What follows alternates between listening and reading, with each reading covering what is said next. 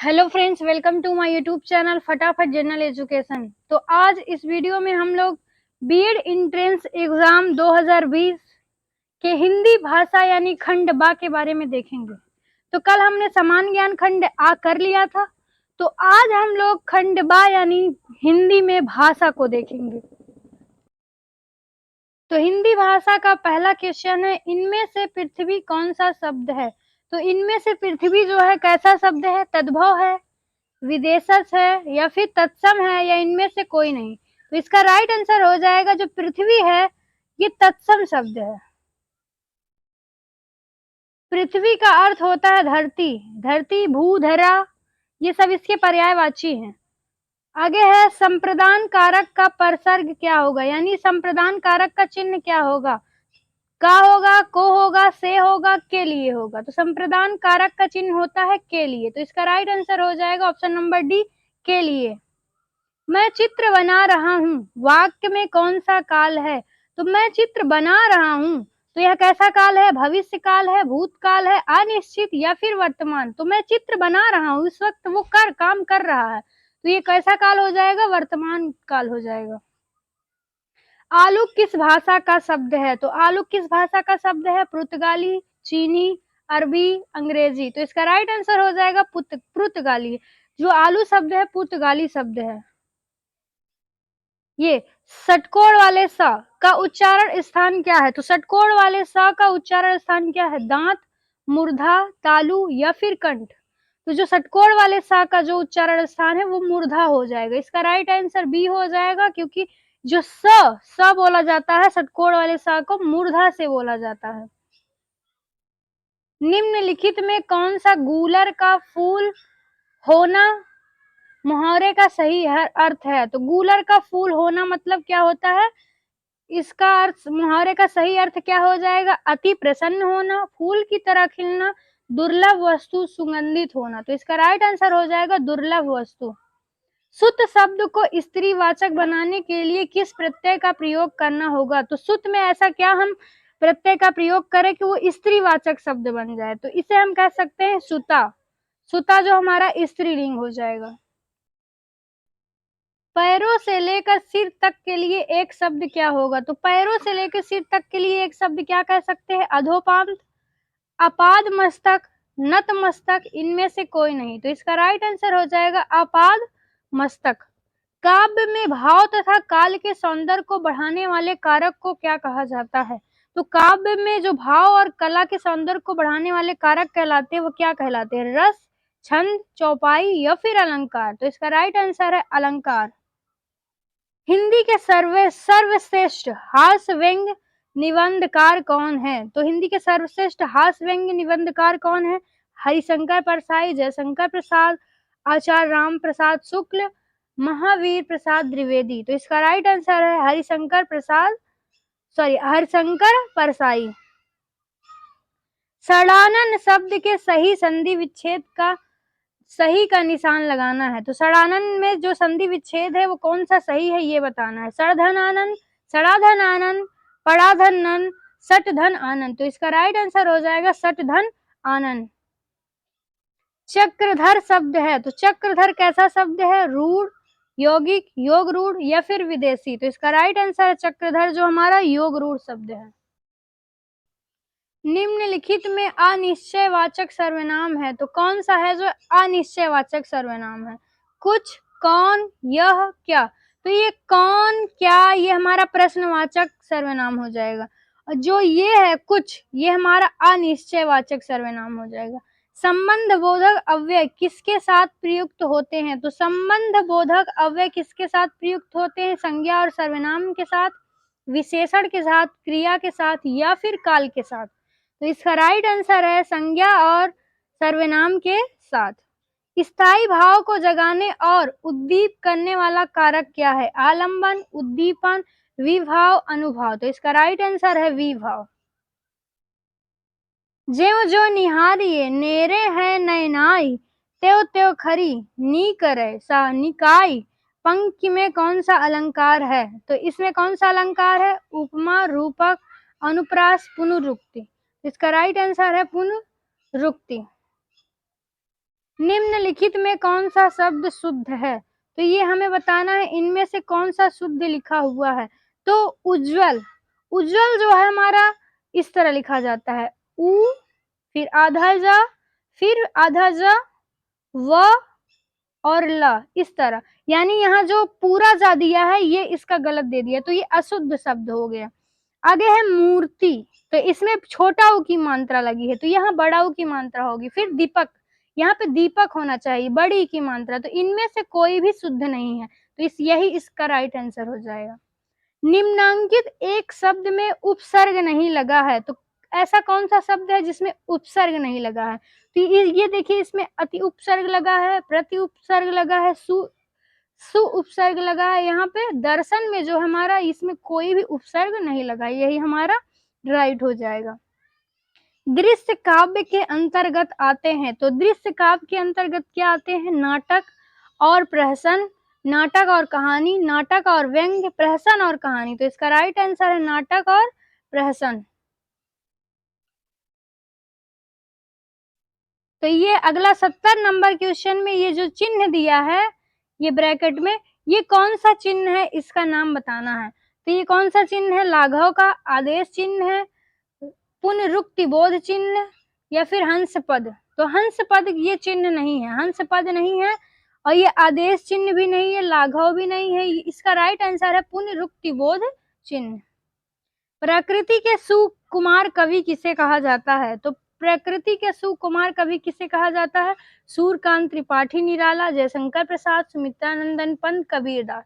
तो प्रकृति का सुकुमार कवि सुमित्रानंदन पंत को कहा जाता है। स्वाभिमान स्वाधीनता का प्रतीक है, तो स्वाभिमान स्वाधीनता का प्रतीक है किसका? चूहा, श्वान, कबूतर या फिर सिंह का। तो इसका राइट आंसर है सिंह, यानी शेर।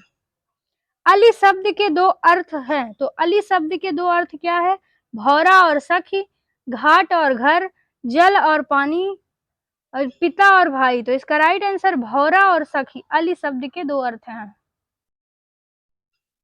वह बहुत बोलती है वाक्य में क्रिया विशेषण है, तो वह बहुत बोलती है वाक्य में कैसा विशेषण है, यानी कौन सा क्रिया विशेषण है, ये बताना है। इस शब्द में क्रिया विशेषण कौन कहाँ है? वह है, या फिर बहुत है, या फिर बोलती है। इसमें ये बताना है कि क्या भी क्रिया विशेषण है। वह जो हमारा हो जाएगा ये सर्वनाम है, बोलती जो है ये विशेषण हो जाएगा, बहुत, यहाँ बहुत की बात हुई है तो ये हमारा क्रिया विशेषण हो जाएगा। उज्जवल शब्द में संधि है, तो उज्जवल शब्द में कैसी संधि है? देखिए, इसमें उज्जवल राइट लिखा है इस तरह, इसी तरह पीछे क्वेश्चन आया था, इनमें से कौन सा शुद्ध है? तो शुद्ध रूप ये है। तो यहाँ पे बताना है इस पद में कौन, उज्जवल पद में कौन सी संधि है? दीर्घ संधि है, गुण संधि है, विसर्ग संधि है, फिर व्यंजन संधि है। तो इसका राइट आंसर ये व्यंजन संधि है।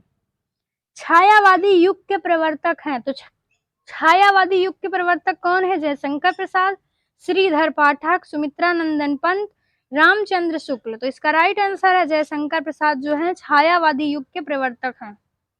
पावक शब्द उदाहरण है, तो पावक शब्द किस किस संधि का उदाहरण है? दीर्घ संधि का, गुण संधि का, वृद्धि संधि का, अयादि संधि का है। तो यहाँ पे क्या है? इसका राइट आंसर अयादि संधि का है।